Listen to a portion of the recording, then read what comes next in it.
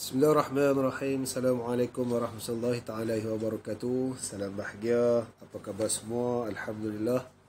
Hari ini kita berjumpa lagi dalam kelas pendidikan kesihatan tingkatan 2 dengan tajuk keselamatan. Okey, insya-Allah cikgu akan cuba sampaikan secara ringkas berkaitan dengan topik yang apa akan kita perbincangkan hari ini. Kamu boleh buka dan rujuk buku teks kamu daripada muka surat 184 sehingga 189. Okey, cikgu harap kamu dah bersedia dengan buku teks, dengan buku nota dan juga alat tulis. InsyaAllah apa yang cikgu nak paparkan dalam slide ini semuanya adalah fakta-fakta yang cikgu dapatkan daripada buku teks. Sebelum tu mari kita lihat apakah standard pembelajaran yang ingin kita capai dalam topik ini.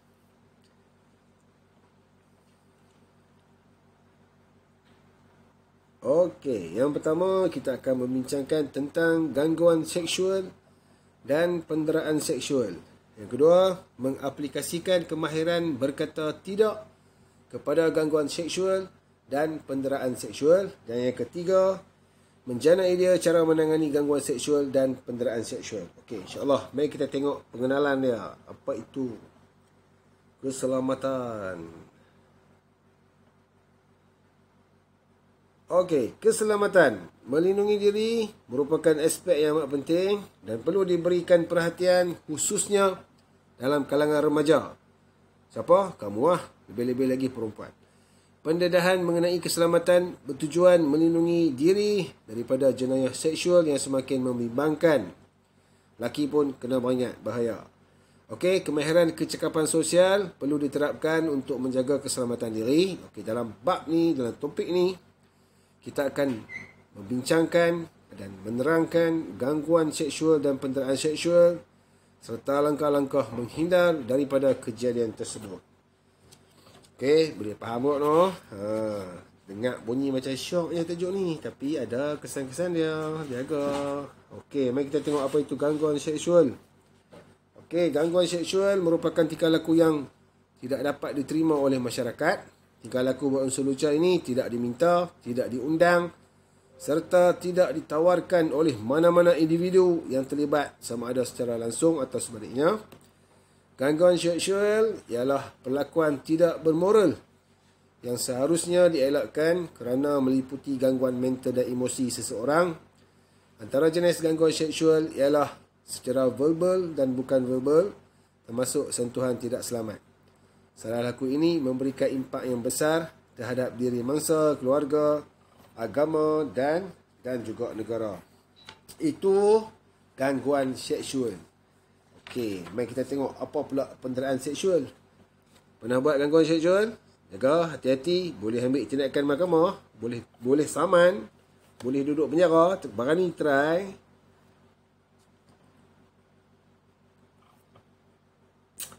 Okey, baik. Penderaan seksual.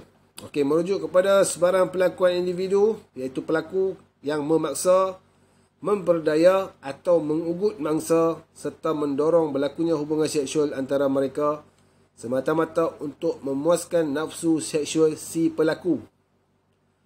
Mangsa tu dia tak puas pun, dia terpaksa. Penderaan seksual terhadap kanak-kanak biasanya dilakukan oleh siapa? Mari kita tengok. Yang pertama, seseorang yang jauh lebih dewasa. Okey, yang kemudian seseorang yang dalam kedudukan berkuasa dan seseorang yang dikenali dan dipercayai oleh kanak-kanak. Kena jaga, kena beringat. Penderaan seksual lagi bahaya. Tu yang sekarang ni kita duk panggil apa nama? Apa orang panggil apa? Gangguan seksual kepada kanak-kanak. Gangguan seksual kepada kanak-kanak. Dia panggil apa? Apa ni? Apalah, cikgu pun lupa. Pedofilia. Tengok gambar kanak-kanak pun dah terangsang.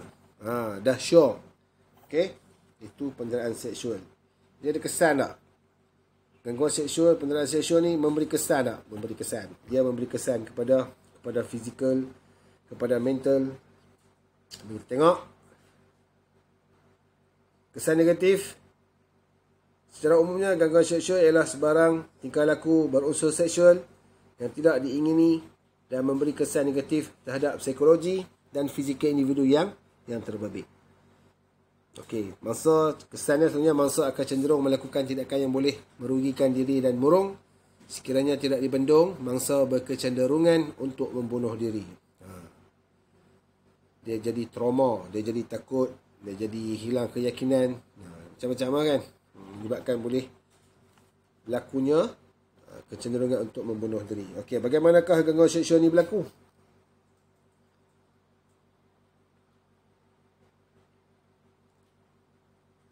Okey, yang pertama, gangguan seksual melalui lisan.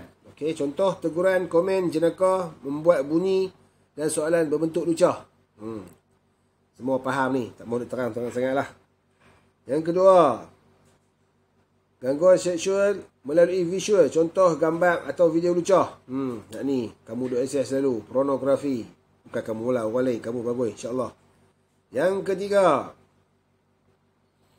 gangguan seksual melalui fizikal. Okey, contoh dia sentuhan yang berniat untuk mengganggu.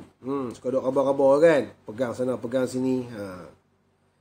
Yang keempat, gangguan seksual melalui isyarat. Okey, contoh isyarat berbentuk lucah seperti bermain mata, tangan, alat sudir dan lidah. Tahu buat lidah macam mana? Nak tunjuk kat rumah? Tak payah tunjuk lah. Walaupun hari ni ada gambar cikgu, ada muka cikgu, cikgu tak payah tunjuk kat kamu kan. Tak tahu nanti main sekolah, cikgu abang macam mana, cikgu tunjuk macam mana. Tapi kamu semua tahu, sudah bohong lah. Okey, dunia tanpa sepadan, maklumat hanya di ujung jari. Kamu boleh cari sendiri. Dan kamu pandai membezakan yang mana baik, yang mana buruk. Okey, yang kelima, gangguan seksual melalui psikologi. Contoh, meluahkan perasaan atau hasrat yang berbentuk mendesak. Mendesak. Kan, duk pergi cakap, duk meluahkan perasaan, nak pegang ke, nak peluk ke, sayang ke, duk main perasaan orang. Ini salah 5 jenis ataupun cara bagaimana gangguan seksual berlaku. Kalau kamu rasa kamu terlibat dengan semua benda ni, kamu adalah mangsa, jangan tunggu saja, jangan duduk diam, ambil tindakan yang sepatutnya. Okey, terutamanya perempuan. Orang lelaki pun ada juga. Okey, orang perempuan jangan ingat orang lelaki tak pernah kena gangguan seksual. Orang lelaki selalu diganggu. Contohnya sebab macam mana? Orang perempuan dah suka pakai yang ketat-ketat, yang pelik-pelik tu kan. Orang lelaki dia bukan boleh. Dia nak tengok. Kan? Dan kadang-kadang tertengok. Macam mana kan? Okey, apa-apa pun kena peringatlah. Lelaki ke, perempuan ke, ingat, ada batas-batas dia, ada had dia. Okey, kena jaga, masing-masing kena jaga. Okey, bagaimana kita nak menangani gangguan seksual dan penderaan seksual? Okey, mari kita tengok.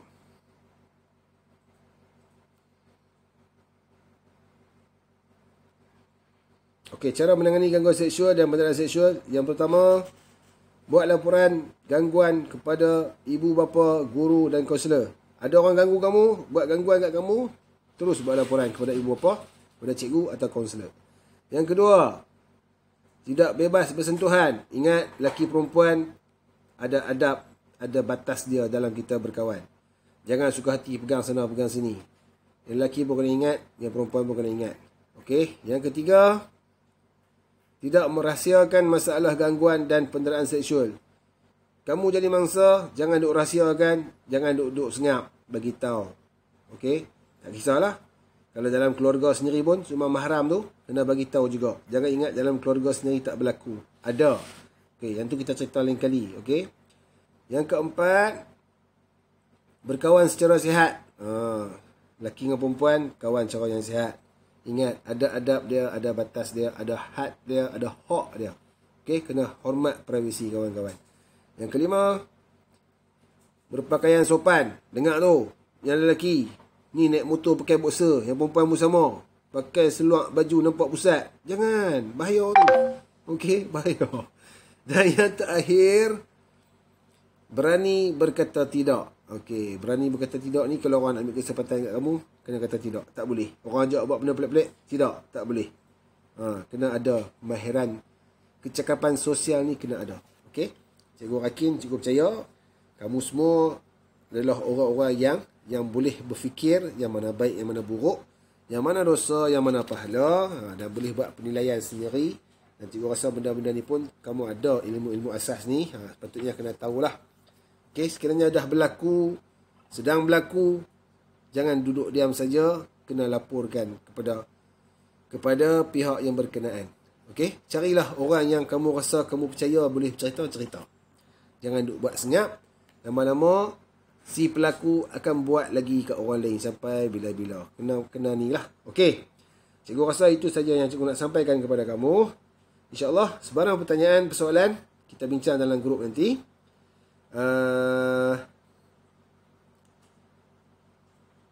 Sekiranya ada pandangan, ada pendapat, ada fakta daripada mana-mana buku rujukan yang kamu nak kongsi dengan cikgu, nak share dengan cikgu dan kawan-kawan yang lain, kamu boleh bagi tahu dalam grup nanti. InsyaAllah.